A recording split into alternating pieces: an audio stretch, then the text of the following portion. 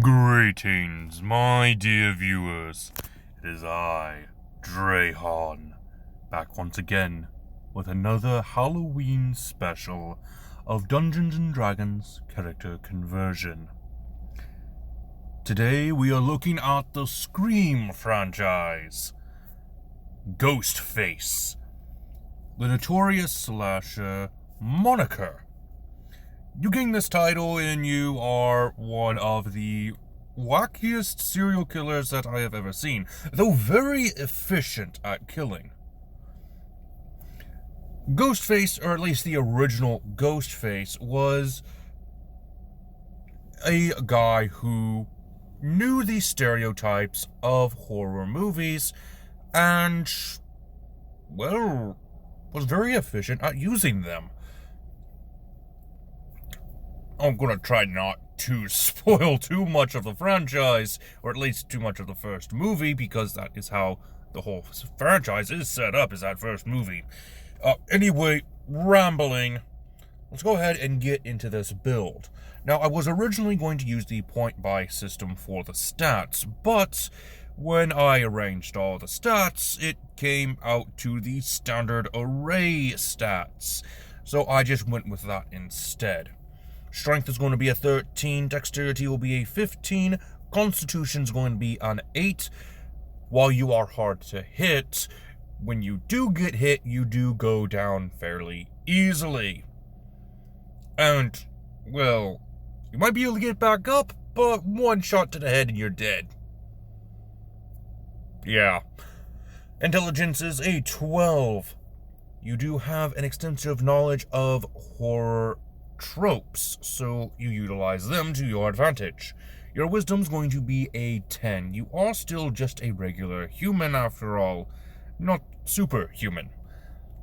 You have a charisma of 14. While you are technically the nerdy dude, you still have some good charisma, are able to swoon people, and eventually get the final girl. Even though you yourself are the horror movie slasher who is meant to kill said final girl during the time where, yeah. Anyway, moving on. For the race. Now, technically anyone can take up the moniker of Ghostface. So, really, it doesn't really matter what your race is. You can go for custom lineage for this build, though I do recommend half-orc, as they do have the feature Reckless Endurance, which says when you are reduced to 0 hit points, but not killed outright, you can drop to 1 hit point instead. You can't use this feature again until you finish a long rest. And you also get the feature Savage Attacks. When you score a critical hit with a melee weapon attack, you can roll one of your weapon's damage die one additional time and add it to the extra damage of the critical hit. Holy cow, it's awesome. It's a brutal critical for absolutely free.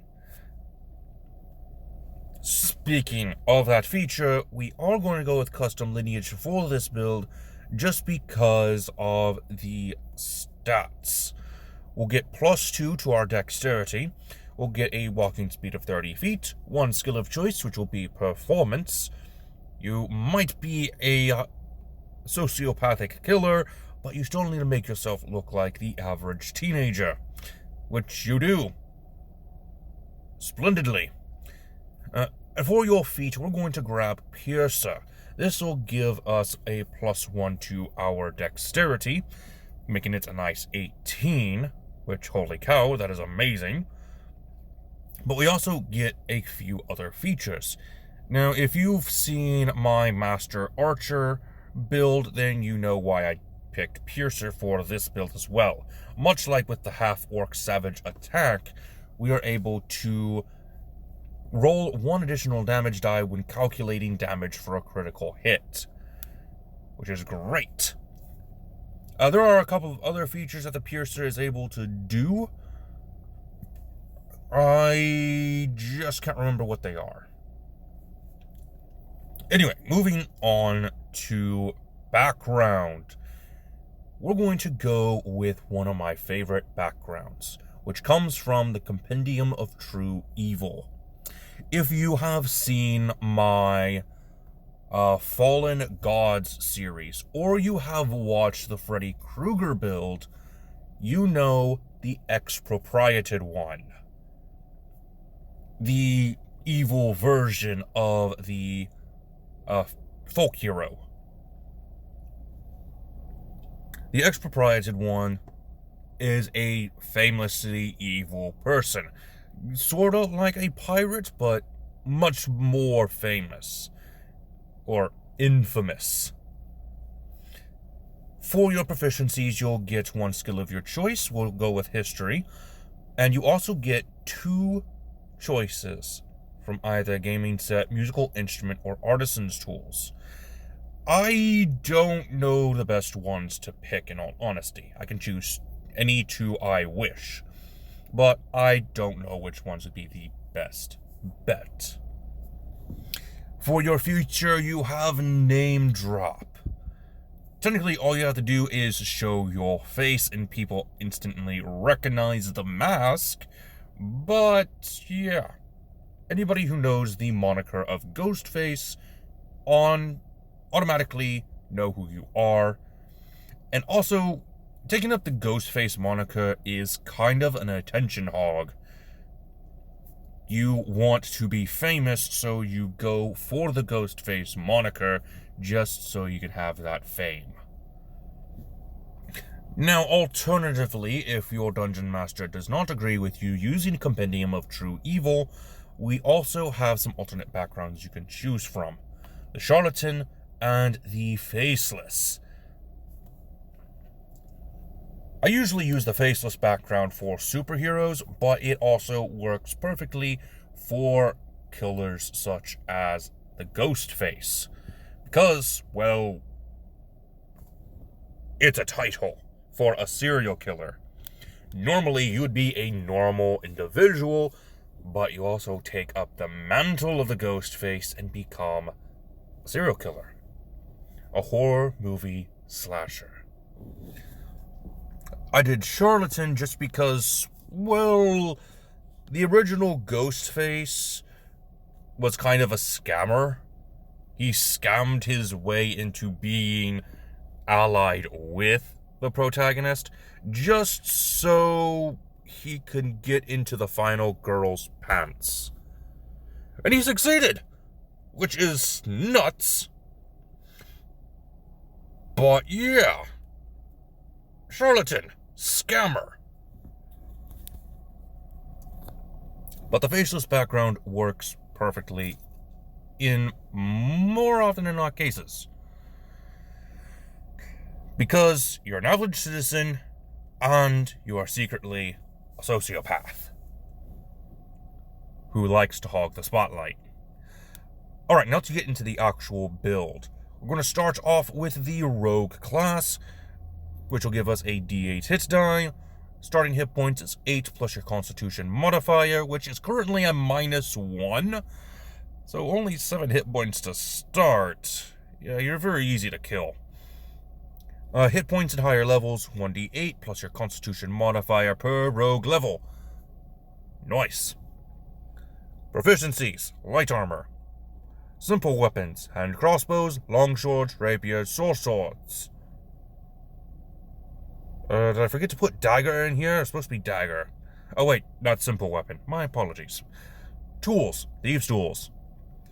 Saving throws, dexterity and intelligence. Skills, athletics, acrobatics, perception, and stealth. For your expertise, go ahead and go for deception and stealth. For your sneak attack feature, you get some extra damage, and you also know Thieves' Cant. Level 2 Rogue, you get Cunning Action, being able to use a bonus action to dash or disengage or even hide. 3rd level Rogue, going right back to Compendium of True Evil, we're going with a roguish archetype, the Night Child. You have Undeniable Presence and Dark Embrace. Dark Embrace lets you kill certain CR creatures instantaneously. Which, if you've watched the Freddy Krueger video, then you know exactly why I picked this one as well. The Night Child is really overpowered if you're killing low-leveled NPCs, which, if you're a murder hobo, you are most likely going after some basic commoners on the daily. Now, the highest CR that you can get is a CR 8, and I think that's only when you're level 20. So, I think by the end of this build, you'd be going to a CR of... I want to say it's 4, but you're going to have to look at the Compendium of True Evil just to see what we have. The saving throw for Dark Embrace is 8, plus your proficiency bonus, plus your charisma modifier. You also get the feature Steady Aim just for being a 3rd level rogue. Now, just like with the backgrounds, I do have an alternate roguish archetype for you if your dungeon master does not want you to use this clearly overpowered subclass. The Assassin, much like with the Freddy Krueger build. Proficiencies in Disguise Kit and Poisoner's Kit, and you also get Assassinate. Increase to your damage output from Sneak Attack. Also, you have Steady Aim from being a 3rd level rogue once again. Moving on to 4th level rogue, go ahead and increase your dexterity by 2, maxing it out. You are now a very proficient dexterity-based killer. Level 5 rogues get Uncanny Dodge. Level 6 rogues would normally get an ability score improve. Nope, that's a different class. Level 6 rogues get more expertise, grab perception and intimidation. Level 7 rogues get evasion. Level 8 rogues would normally get an ability score improvement, but instead we are going to grab a feat. We're going to grab the Alert feat. This is because it gives us a +5 to our initiative roll, making us a lot faster at being able to hunt down our targets. If we go first in combat, they do not have a chance to run away.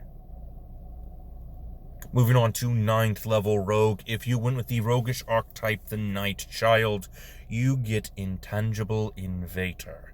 This gives you access to the spell Misty Step, which is pretty nice. Not entirely necessary unless you're going for more of the Dead by Daylight build, which I believe gave you some special powers as the Ghostface. I don't quite remember. But as the roguish archetype assassin, you get Infiltration Expert. Which, I mean, you kind of infiltrated your own friend group as the Ghostface, and were able to kill off some random people, and even killed off an anchor woman. No, an anchor woman's cameraman. Anyway, moving on to level 10 rogue, go ahead and increase your charisma by 2, making it a 16. Level 11 rogues get Reliable Talent, making your skills impeccable. Level 12 rogues get another ability score improvement. Go ahead and increase your charisma to an 18. Now, you're probably a little suspicious of this build, because we've talked about rogue for 12 levels now, but we haven't multi-classed at all. Well, that's what we're going to be doing right now. Level 1 fighter will give us a 1d10 hit die and some extra hit points of 1d10 plus our constitution modifier per fighter level. We also get proficiencies in medium armor and shields, as well as martial weapons. We get a fighting style. We're going to go with the Unearthed Arcana's Mariner skill, which gives us a climbing speed and a swimming speed equal to our walking speed, so long as we are not wearing heavy armor. Additionally, we get a +1 to our armor class, which, if we are wearing studded leather armor, which is a light armor, we have 12, plus our dexterity, which is currently a +5, since we're at 20, plus the mariner's +1. That is an armor class of 18. Very nice. We also get the feature Second Wind, which will let us regain some of our hit points.